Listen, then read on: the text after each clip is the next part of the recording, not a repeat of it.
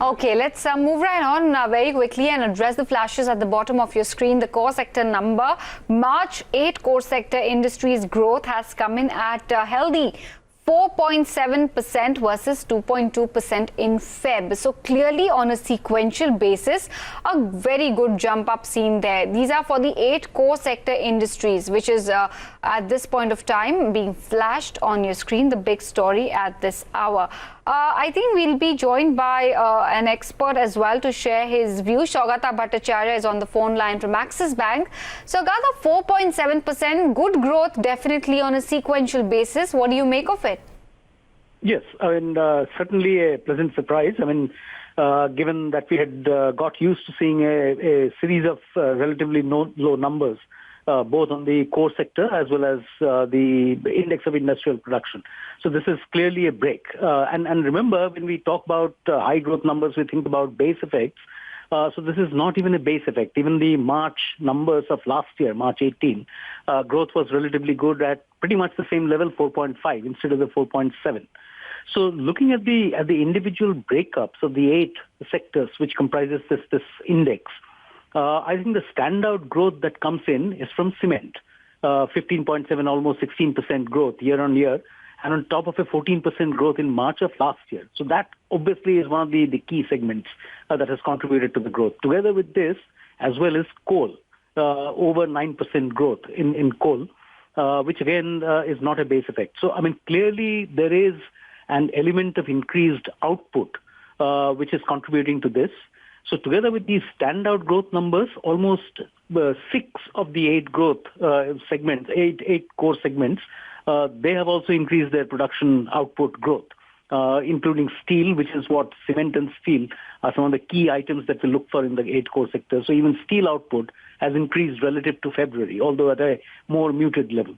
So the basic takeaway that I'm seeing from all of this is that there does seem to be some signals of increased outcome, particularly in construction, which is what is the proxy for cement and steel.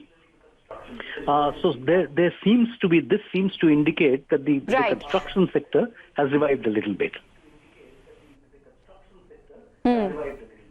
That's right. Even if you look at previous month's numbers, Feb 2019, they were, comparatively much more muted. But even then, we saw, the growth, very good growth coming in the steel output, in the steel sector, as well as coal.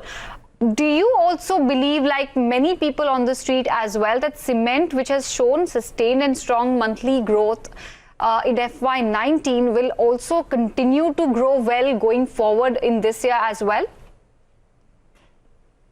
Sense is yes, because a large part of the cement output, remember, is coming in essentially from the construction segment and particularly roads construction.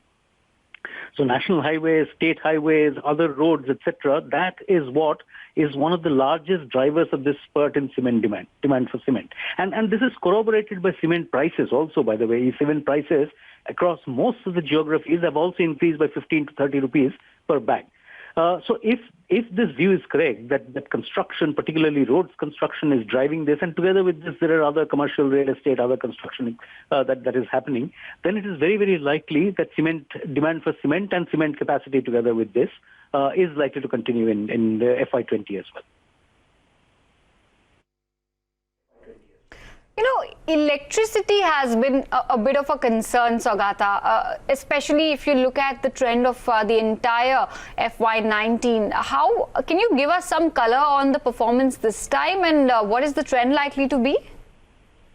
Yes. So March, there are a couple of things with electricity. That's the first thing you notice when you juxtapose coal and electricity output growth. So despite the high coal output growth, electricity growth has been relatively muted.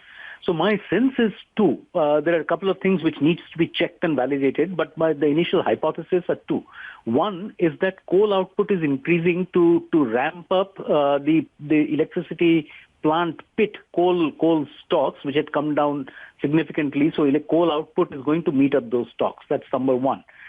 Second, up to March, we have had a relatively cool March, I mean the winter this time round all the way till March, and that probably has led to some moderation in household demand for electricity, for cooling electricity. So that's one. And generally over the course of the year, I mean electricity consumption seems to have become more efficient. So these are the three proximate reasons. Of course, all of this needs to be tested in far more detail. But these are the three proximate reasons that you have seen electricity output for the latter part at least, for H2 of FY19 to have been relatively low. All right, Saughat, great chatting with you. Thank you for coming on board and sharing your first cut reactions with respect to the core data, core 8 sectors data.